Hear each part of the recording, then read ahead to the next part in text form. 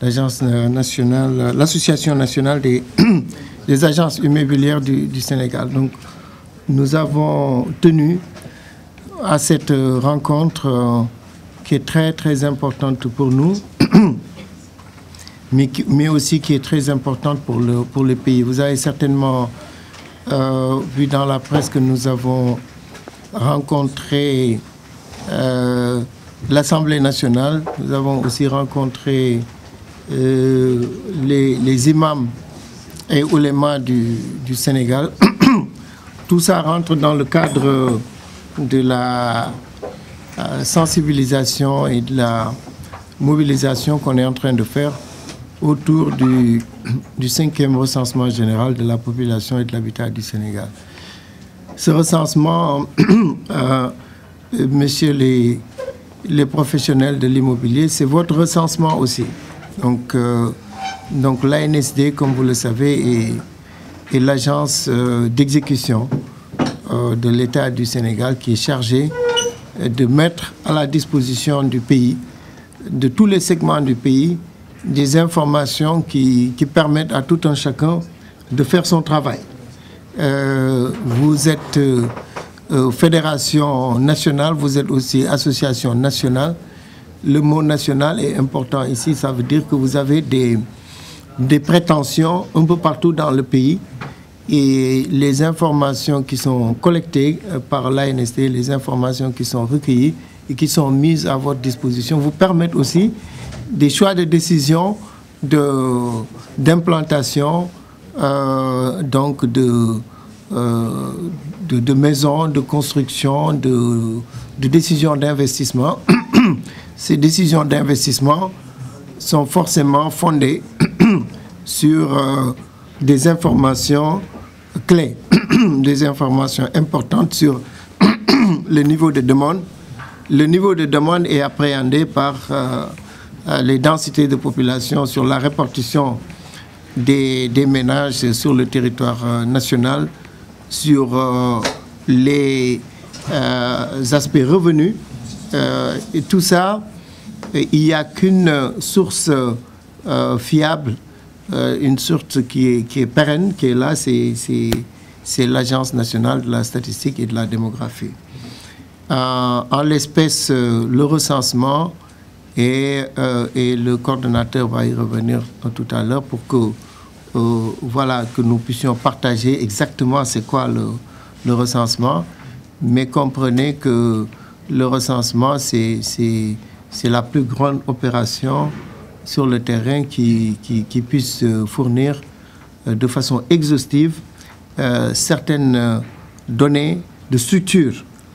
Et tout ce qui est fait ensuite, en termes d'analyse, en termes d'enquête approfondie, c'est sur la base du recensement qu'on le fait. Donc comprenez que le recensement est la mère des batailles en termes d'informations qu'on donne à la population, qu'on donne au secteur privé, qu'on donne au gouvernement, qu'on donne aux partenaires techniques et financiers pour qu'ils puissent faire leur travail. Donc on ne peut pas rater le recensement. Toute personne, toute concession qui existe dans le pays doit être retracée, doit être géolocalisée, et c'est en cela qu'il y a une particularité de ce recensement. Il y a une nouveauté, puisque ce recensement est complètement digital. Donc si vous, agence immobilière, vous voulez avoir un aperçu du département de Kaolack ou du département de Bounkiling en termes d'occupation de l'espace, en termes de répartition de la population, en termes du nombre de ménages, en termes de taux de pénétration de l'électricité, etc. Donc ça, c'est les premiers éléments que vous n'obtenez qu'au niveau de l'Agence nationale de la statistique et de la démographie. Sur Dakar, si vous voulez avoir une idée du niveau de demande sur la base des catégories socio-professionnelles, etc., pour faire vos décisions d'investissement, c'est ici que vous pouvez avoir cette information. Et donc, nous sommes ici pour donner de l'information à tous les utilisateurs. Mais l'information, c'est notre métier. Et donc j'en profite pour donc saluer aussi la presse, puisque nous partageons avec la presse les mêmes méthodologies. Nous collectons l'information, nous la traitons et nous la diffusons. Donc mais à la base, on a besoin d'une information vraie, d'une information exhaustive, d'une information crédible.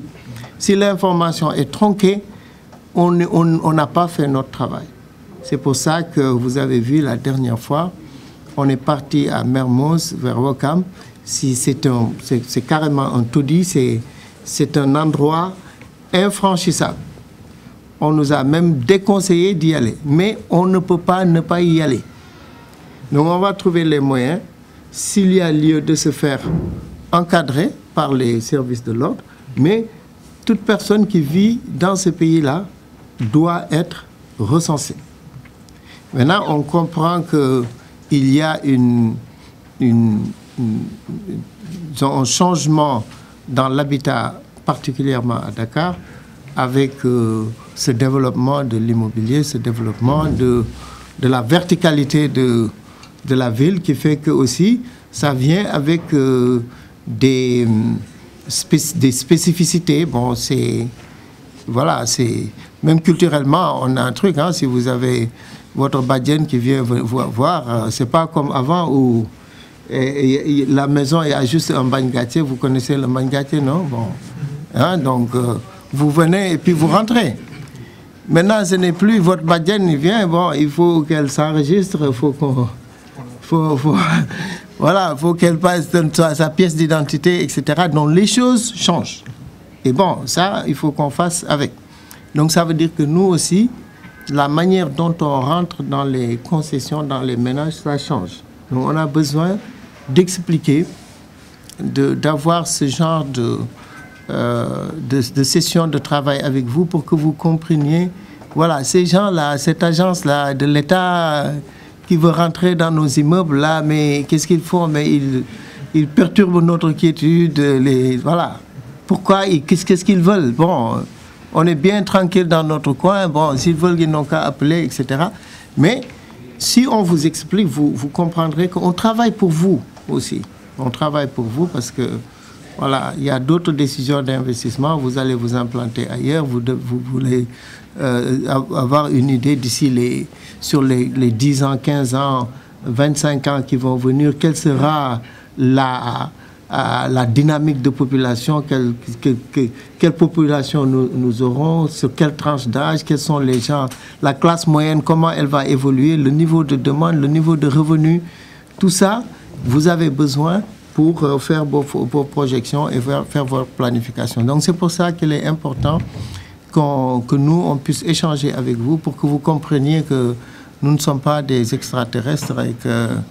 voilà, donc l'information qu'on recueille, comment on la recueille, comment on la traite, comment c'est sauvegardé et comment on vous la retourne. Et vous-même,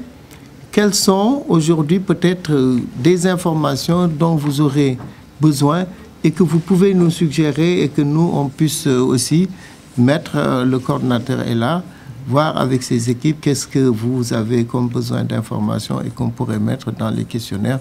pour aussi pouvoir vous servir parce qu'on est là pour vous servir. Je suis M. Mamadou Mbaye, donc président de la FASIS, donc puisque c'est moi qui prends la parole. Donc il y a M. Mbaye, c'est aussi le porte-parole de Anaïs qui est là. En tout cas, nous remercions chaleureusement l'ANSDS à travers son directeur général, celui qui nous a permis aujourd'hui de savoir l'impact de ce recensement. Parce que franchement, c'est eux qui nous avaient sollicité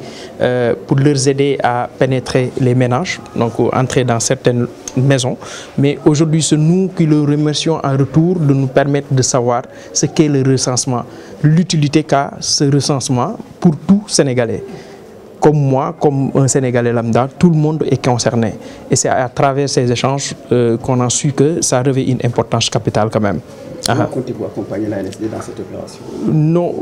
on sera à 100% avec eux. On va les aider, comme il a dit tout à l'heure, parce que notre façon d'habiter a totalement changé. On a vu la verticalité aujourd'hui au Sénégal.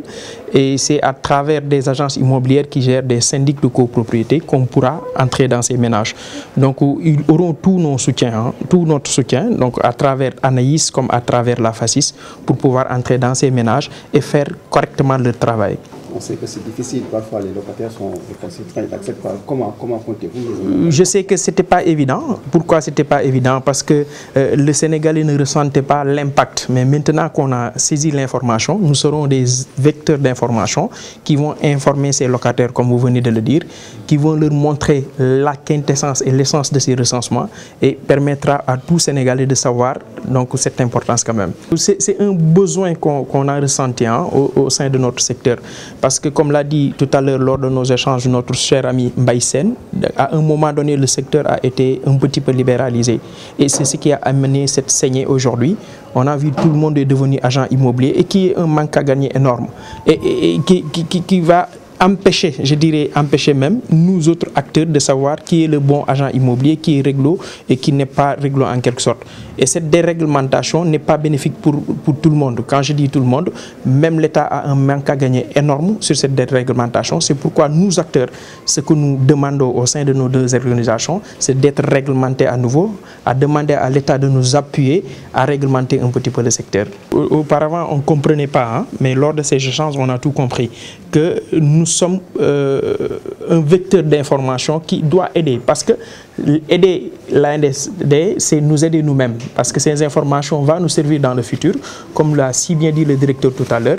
ces indices qu'on aura dans le futur vont nous permettre d'avoir des projections avec des futurs investisseurs qui vont venir et investir dans notre secteur d'activité qui est l'immobilier en quelque sorte. Donc rassurez-vous, nous serons un accompagnateur, nous serons quelqu'un qui va aider l'ANSD à réussir cette mission quand même. Dañu am mbégte tase fii ak fédération bi nga xam ne moom moo ëmb boole agence immobilière yi ak courtier yu Sénégal yi ak association nationale des agences immobilières du Sénégal ñu waxtaan ci lépp li nga xam ne mën nañ ko liggéey ñun ak ñoom pour que recensement bi ñu jëm ñu am ci succès. dafa fekk ne nag ñoom dañu am lu ñuy gérer lu am importance loo xam ne tamit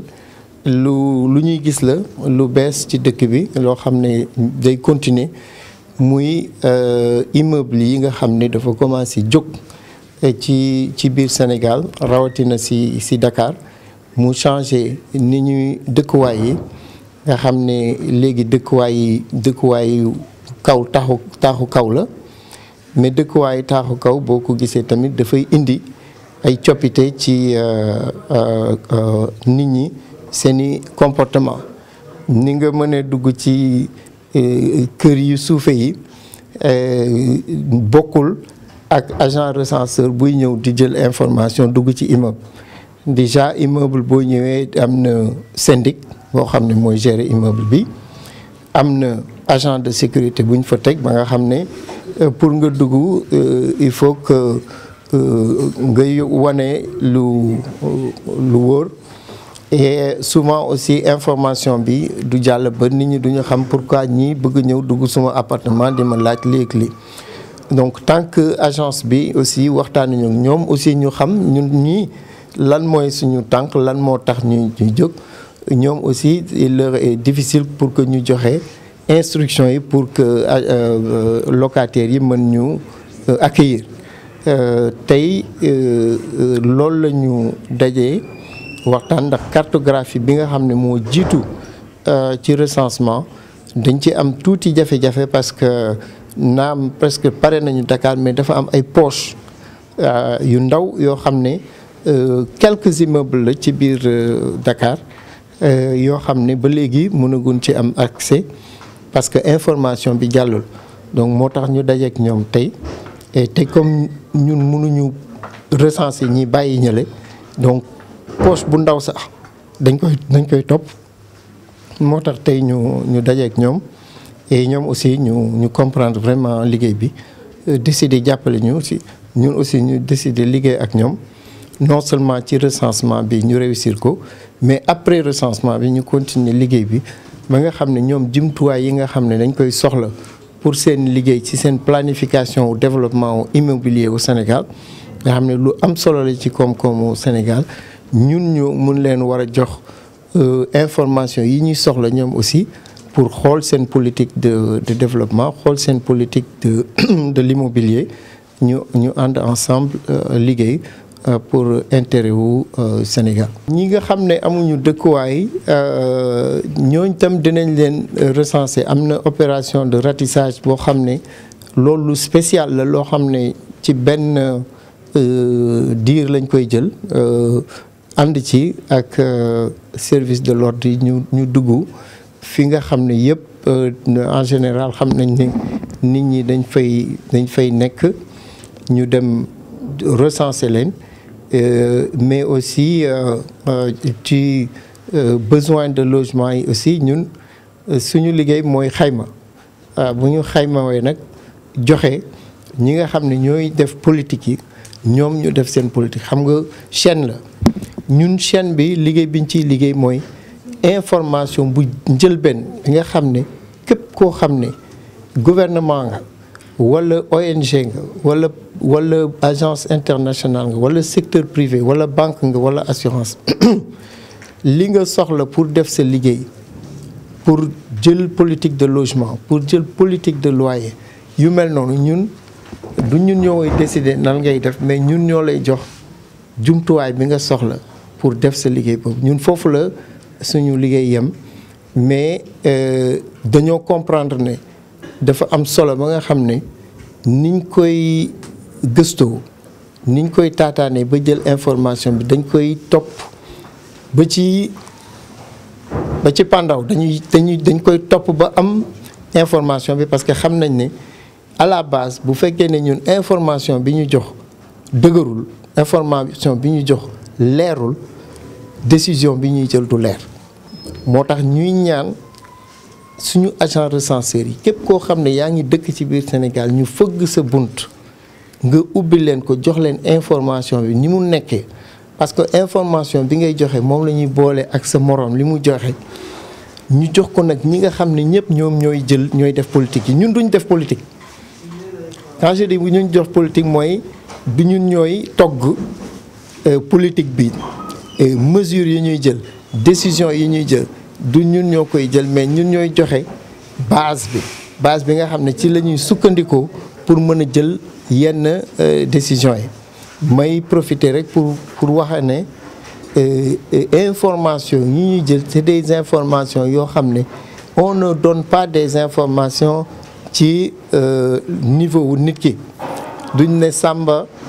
moo dëkk fii ak ñii la doom ak nañ naan bu ci gën tuuti dañ naan Castor tant de nit ñoo fa yeewoo nii tant de xale la et cetera ci taal yu ñu dëkkuwaay yi nii la def ñii ñoo fa am ndox ñii ñoo fa amul ndox ñii ñoo am électricité et cetera donc yooyu luñ ko boolee nag ñi nga xam ne ñooy togg affaire logement ak immobilier ak yooyu ñoom la seen xel màcc ci loolu ñoom nag ñooy jël xibaar yooyu kon def seen liggéey mais ñun suñu liggéey rek mooy xibaar bi ñu joxe ko. ñëw ci innovation yi rek. waa innovation yi moom li ci ëpp solo mooy xarale yu bees yi ñu indi ndax Afrique yëpp boo ko xoolee Sénégal moo ci jiitu ci def complètement li ñuy def yëpp ci xarale yu bees yi la informatique dañ ko digitaliser ba nga xam ne recrutement yi sax ñii agent yi bindu pour ñu jël leen ñu defal ñu liggéey bi ñoom ci seen bopp il faut ñu xarañ ci mbiru xarale yu bees yi nga mën a utiliser tablette mën a utiliser internet ba nga xam ne boo duggee ci plateforme bi foo mënti dëkk ci Sénégal nga bindu ba nga xam ne beneen innovation bi mooy ñi nga xam ne dañuy def recensement ci gox-goxaan yi foog nga dëkk fi ñuy recenser foog nga dëkk fa booy nekkee Bunkiling waa Bounkiling ñoo leen di recenser bu nekkee waa Tamba ñoo leen di recenser bu nekkee Tivaouane waa Tivaouane ñoo leen di recenser bu nekkee Touba waa Touba ñoo leen di recenser loolu benn la cartographie bi nga xam ne moom mooy xool dëkkuwaay yi nit ñi fan la ñu dëkk ak nan lañ fa dëkkee loolu tamit xarale yu bees la donc aujourd'hui ANSD am na base répertoire boo xam ne lépp luy dëkkuwaay ci Sénégal muy néegu ñax di tabax di immeuble yooyu yëpp am nañ ko sur une base digitale li des nag mooy loolu comme gis nañ ne amoo yi fii lañ nekk dëkku tabax yi fii lañ nekk dëkku néegu ñax yi fii lañ nekk et cetera lan moo nekk ci biir est-ce que am nañu ndox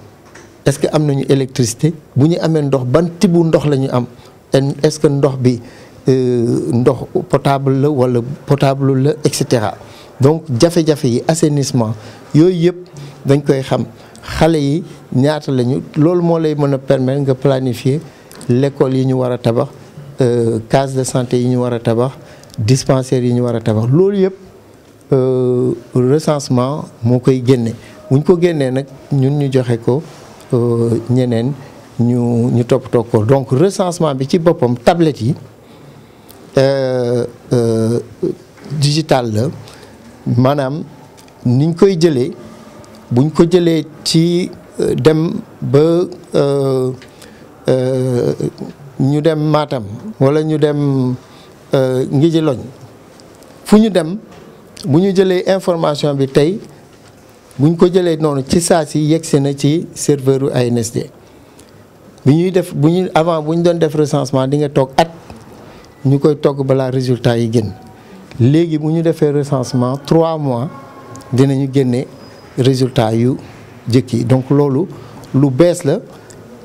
ma jox leen information que ne tamit li nga nekk application yi nekk ci tablette yooyu suñu agent yi fii ñoo ko liggéey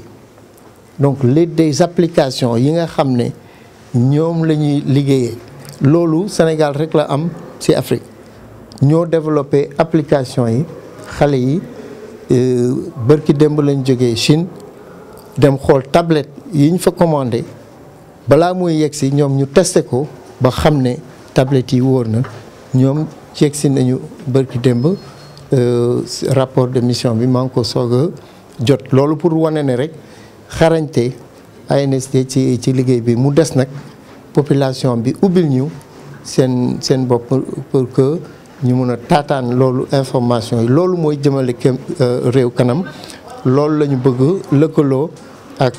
suma ñaari naataango yi Fasis ak Anaïs comme ça ñoom tamit seen pàcc ci mbir mi ñu joué ko parce que du ANSD rek moom mooy moo nekk ci opération bi chaîne la boo xam ne ku nekk daf ci am wàll bu muy joué gis moo tax ngeen gis ñu daje ak imam yi dem keroog rencontrer Assemblée nationale war dem tamit rencontrer au conseil dem conseil économique social environnemental képp kuy autorité fii lépp loo xam ne kilifa nga ci réew mi ñu seeti nañu kilifa diine yi waaye dañ fay demaat encore balaa recensement bi di ko commencé incha allah.